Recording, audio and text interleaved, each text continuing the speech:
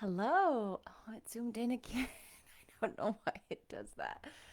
Good evening. It is evening time. Kids are finally asleep. If you don't know, I have two boys and they have kept us busy, would be a very kind word for it. Um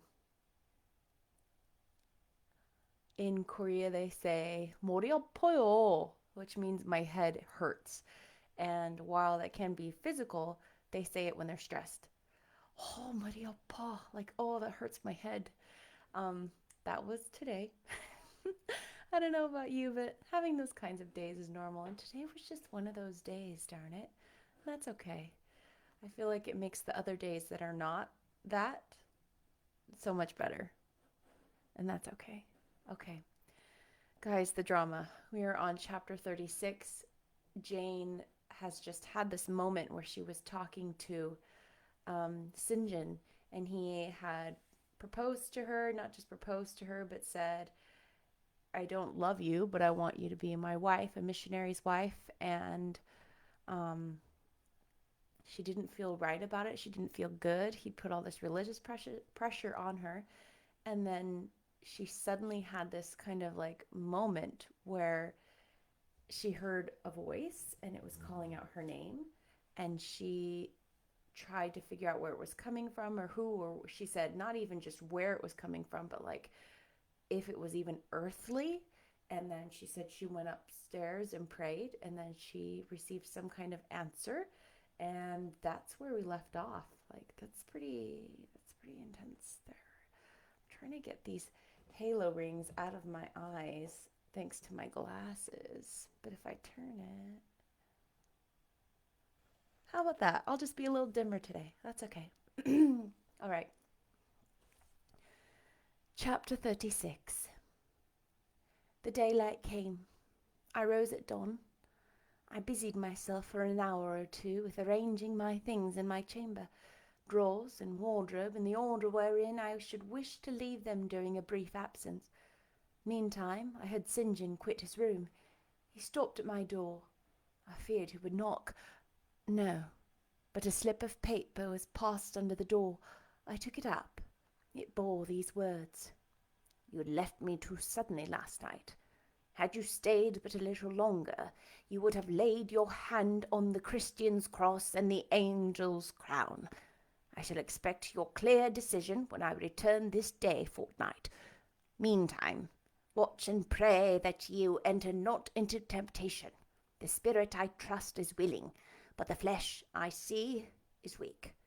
I shall pray for you hourly. Yours, St. John. My spirit, I answered mentally, is willing to do what is right, and my flesh, I hope, is strong enough to accomplish the will of heaven when once that will is distinctly known to me. At any rate, it shall be strong enough to search, inquire, to grope an outlet from this cloud of doubt and find the open day of certainty.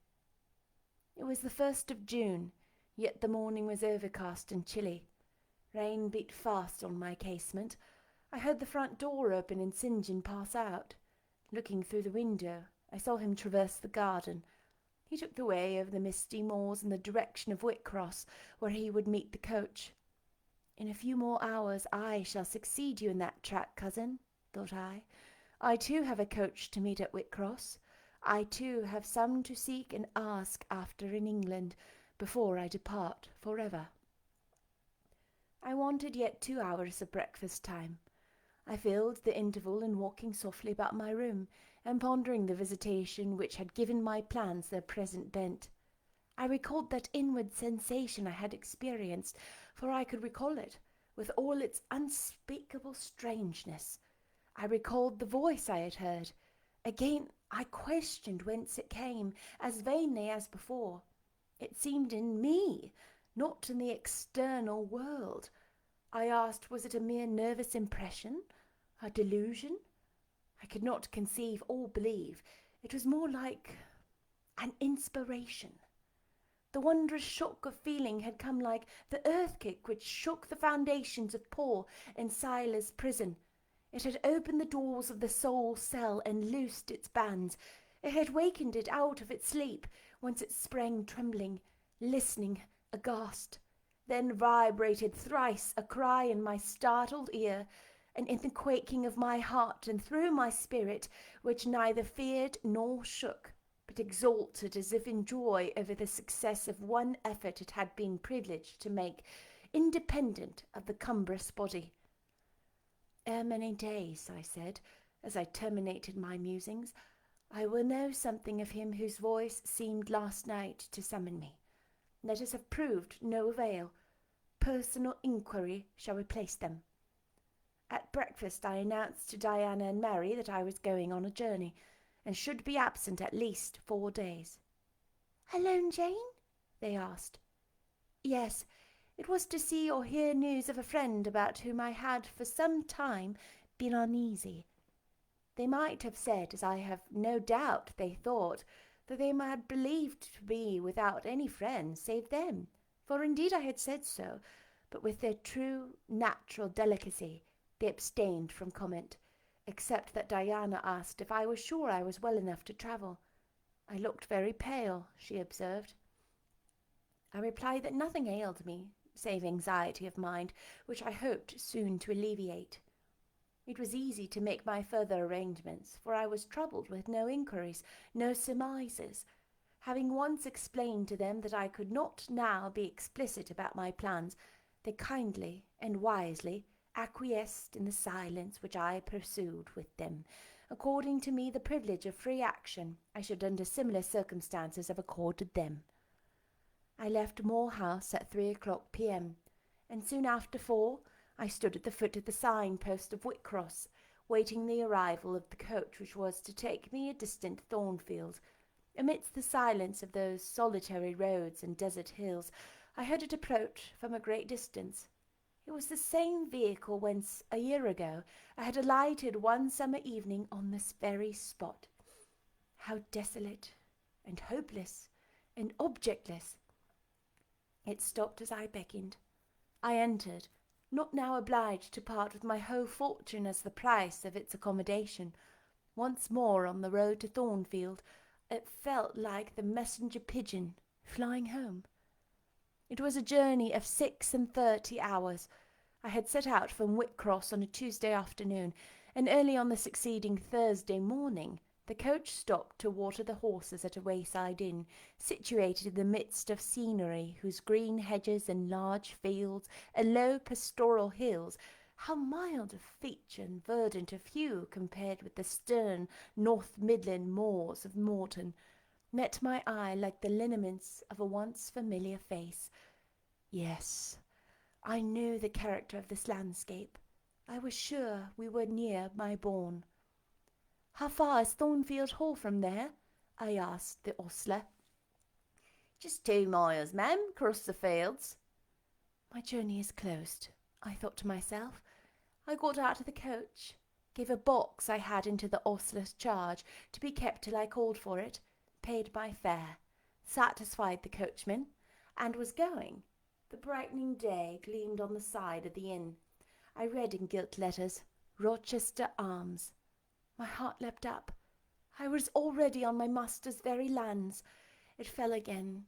The thought struck it. Your master himself may be beyond the British Channel, for aught you know, and then, if he is at Thornfield Hall, towards which you hasten, who besides him is there? His lunatic wife, and you have nothing to do with him. You dare not speak to him or seek his presence. You have lost your labour. You had better go no farther, urged the monitor. Ask information of the people at the inn. They can give all you seek. They can solve your doubts at once. Go up to that man and inquire if Mr. Rochester be at home. The suggestion was sensible, and yet I could not force myself to act upon it. I so dreaded a reply that would crush me with despair. To prolong doubt was to prolong hope. I might yet once more see the hall under the ray of a star. There was the stile before me, the very fields through which I had hurried, blind, deaf, distracted with a revengeful fury tracking and scourging me on the morning I had fled Thornfield. I well knew what course I had resolved to take. I was in the midst of them. How fast I walked, how I ran sometimes, how I looked forward to catch the first view of the well-known woods, with what feelings I welcomed single trees I knew, and familiar glimpses of meadow and hill between them. At last the woods rose. The rookery clustered dark. A loud cawing broke the morning stillness. Strange delight inspired me. On I hastened. Another field cross, a lane threaded, and there were the courtyard walls, the back offices, the house itself, the rookery still hid. My first view of it shall be in front, I determined, where its bold battlements will strike the eye nobly at once, and where I can single out my master's very window. Perhaps he will be standing at it. He rises early. Perhaps he is now walking in the orchard, or on the pavement in front. Could I but see him, but a moment! I cannot tell. Surely in that case I should not be so mad as to run to him. I am not certain. And if I did, what then? God bless him, what then? Who would be hurt by once more tasting the life his glance can give me? I rave. Perhaps at this moment he's watching the sun rise over the Pyrenees or on the tideless sea of the south. I had coasted along the lower wall of the orchard, turned its angle. There was a gate just there, opening to the meadow, between two stone pillars crowned by stone balls. From behind one pillar I could peep round quietly at the full front of the mansion. I advanced my head with precaution, desirous to ascertain if any bedroom window blinds were yet drawn. Battlements, windows, long front, all from this sheltered station were at my command. The crows sailing overhead perhaps watched me while I took this survey. I wonder what they thought. They must have considered I was very careful and timid at first, and that gradually I grew very bold and reckless. A peep, and then a long stare, and then a departure from my niche and a straying out into the meadow, and a sudden stop, full in front of the great mansion, and a protracted, hardy gaze towards it. What affectation of diffidence was this at first, they might have demanded. What stupid regardlessness now? Here, an illustration, reader. A lover finds his mistress asleep on a mossy bank. He wishes to catch a glimpse of her fair face without waking her. He steals softly over the grass, careful to make no sound. He pauses. Fancying she has stirred, he withdraws. Not for worlds would he be seen. All is still. He again advances. He bends over her. A light veil rests upon her features. He lifts it, bends lower. Now his eyes anticipate the vision of beauty, warm and blooming and lovely in rest. How hurried was their first glance, but how they fix, how he starts, how he suddenly and vehemently clasps in both arms the form he dared not, a moment since, touch with his fingers. How he calls aloud a name, and drops his burden, and gazes on it wildly. He thus grasps, and cries, and gazes, because he no longer fears to waken by any sound he can utter, by any movement he can make. He thought his love slept sweetly. He finds she is stone dead. I looked with timorous joy towards the stately house. I saw a blackened ruin. No need to cower behind a gatepost, indeed, to peep up at chamber lattices, fearing life was astir behind them. No need to listen for doors opening, to fancy steps on the pavement or the gravel walk. The lawn, the grounds were trodden and waste. The portal yawned void. The front was as I had once seen it in a dream, but a well-like wall, very high and very fragile-looking, perforated with paneless windows, no roof, no battlements, no chimneys. All had crashed in. And there was the silence of death about it, the solitude of the lonesome wild. No wonder that letters addressed to people here had never received an answer. As well dispatch epistles to a vault in a church aisle. the grim blackness of the stones told by what the fate the fall had had, by conflagration, but how kindled? What story belonged to this disaster? What loss, perhaps mortal and marble and woodwork, had followed upon it? Had life been wrecked as well as property? If so, whose? Dreadful questions. There was no one here to answer it, not even dumb sign, mute token. In wandering round the shattered walls and through the devastated interior, I gathered evidence that the calamity was not of late occurrence. Winter's snows, I thought, had drifted through that void arch, winter rains beaten in at those hollow casements, for amidst the drenched piles of rubbish, spring had cherished vegetation. Grass and weed grew here and there between the stones and fallen rafters, and oh, where meantime was the hapless owner of this wreck? In what land? Under what auspices? My eye involuntarily wandered to the grey church tower near the gates, and I asked, is he with the Mayor de Rochester, sharing the shelter of his narrow marble house? Some answer must be had to these questions. I could find it nowhere but at the inn, and thither ere long I returned. The host himself brought my breakfast into the parlour. I requested him to shut the door and sit down. I had some questions to ask him, but when he complied, I scarcely knew how to begin. Such horror had I the possible answers, and yet the spectacle of desolation I had just left prepared me, in a measure, for a tale of misery. The host was a respectable-looking middle-aged man. "You know Thornfield Hall, of course?" I managed to say at last. "Yes, ma'am. I lived there once." "Did you? Not in my time, I thought. You are a stranger to me." "I was the late Miss Rochester's butler," he added. "The late? I seem to have received with full force the blow I had been trying to evade." "The late!" gasped. "Is he dead?" "I mean the present gentleman, Mr. Edward's father," he explained. I breathed again. My blood resumed its flow, fully assured by these words that Mr. Edward, my Mr. Rochester, God bless him wherever he was at least alive, was, in short, the present gentleman. Gladdening words. It seemed I could hear all that was to come, whatever the disclosures might be, with comparative tranquillity. Since he was not in the grave, I could bear, I thought, to learn what he was at the antipodes. "Is Mr. Rochester living at Thornfield Hall now?" I asked, knowing, of course, what the answer would be, but yet desirous of deferring the direct question as to where he really was. "No, ma'am. Oh, no. No one is living there. I suppose you are a stranger in these parts, or you would have heard what happened last autumn.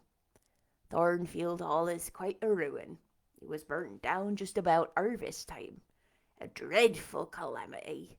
Such an immense quantity of valuable property destroyed. Hardly any of the furniture could be saved.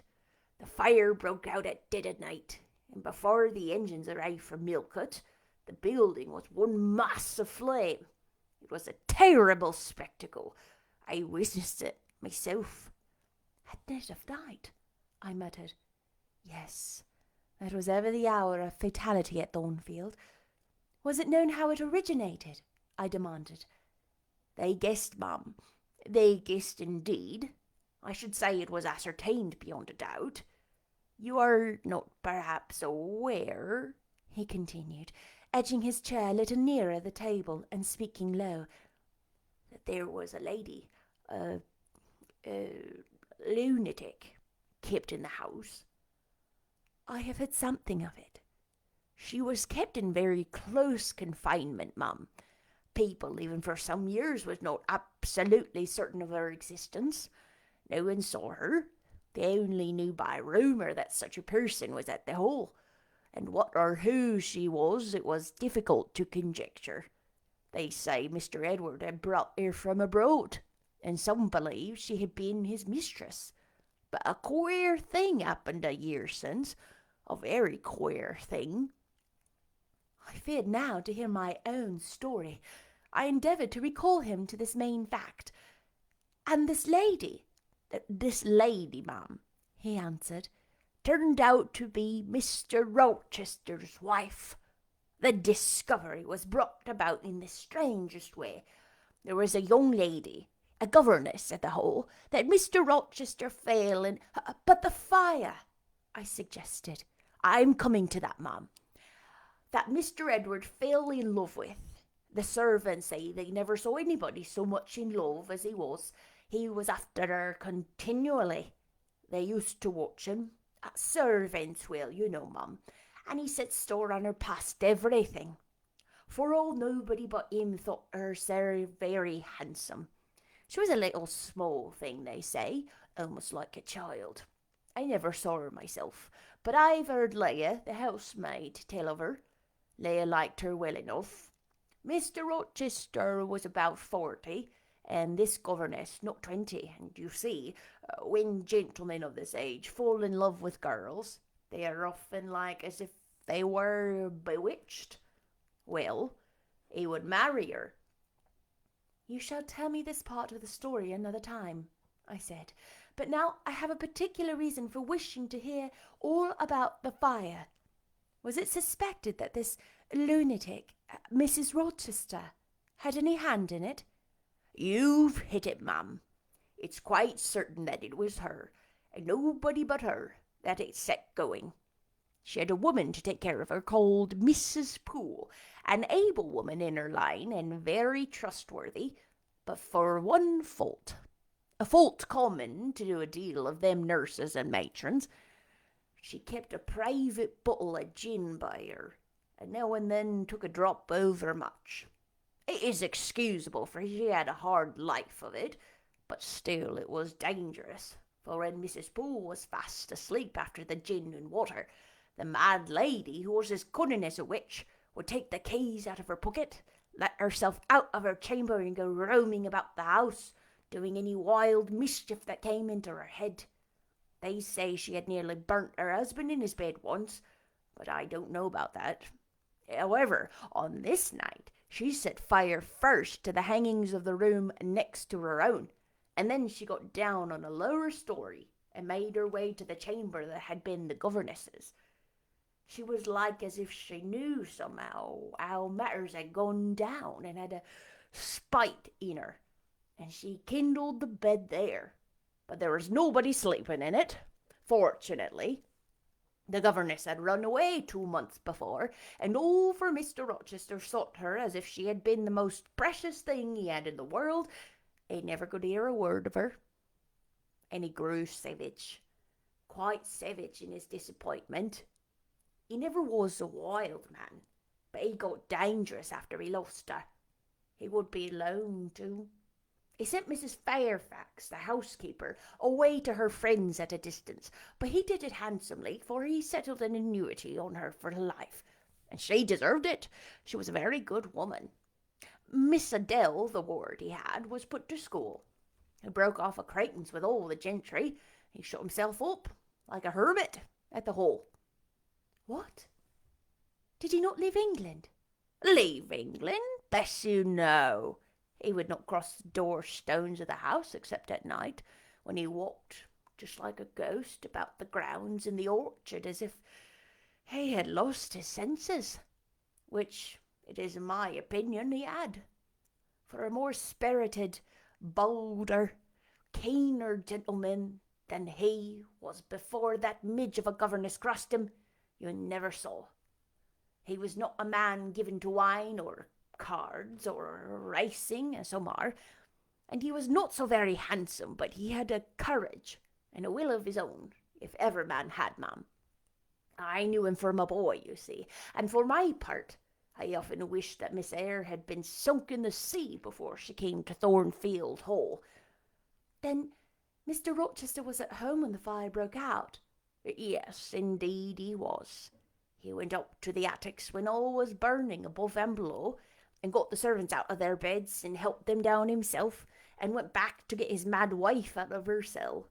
And then they called out to him that she was on the roof, where she was standing waving her arms above the battlements and shouting out till they could hear her a mile off. I saw her and heard her with my own eyes. She was a big woman. She had long black hair. We could see it streaming against the flames as she stood. I witnessed, and several more witnessed, Mr. Rochester ascend through the skylight to the roof. We heard him call, "Bertha!" We saw him approach her, and then, Mum, she yelled and gave a spring, and the next minute she lay smashed on the pavement. Dead? Dead. Aye, dead as the stones on which her brains and blood were scattered. Good God! You may say so, Mum. It was frightful. He shuddered. And afterwards? I urged. Well, Mum, afterwards the house was burnt to the ground. There are only some bits of wall standing there now. Were any other lives lost? No. Perhaps it would have been better if they had. What do you mean? Poor Mr. Edward, he ejaculated. I little thought him ever to have seen it. Some say it was just judgment on him for keeping his first marriage a secret, and wanted to take another wife while he had another one living, but I pity him for my part. You say he is alive? I exclaimed. Yes, he is alive, but many think he had better be dead. Why? How? My blood was again running cold. Where is he? I demanded. Is he in England? Aye. He's in England. He can't get out of England, I fancy. He's a fixture now. What agony is this? And the man seemed resolved to protract it. He is stone blind, he said at last. Yes, he is stone blind, is Mr. Edward. I had dreaded worse. I had dreaded he was mad. I summoned strength to ask what had caused this calamity. It was all his own courage, and a body may say his kindness, in a way, Mum.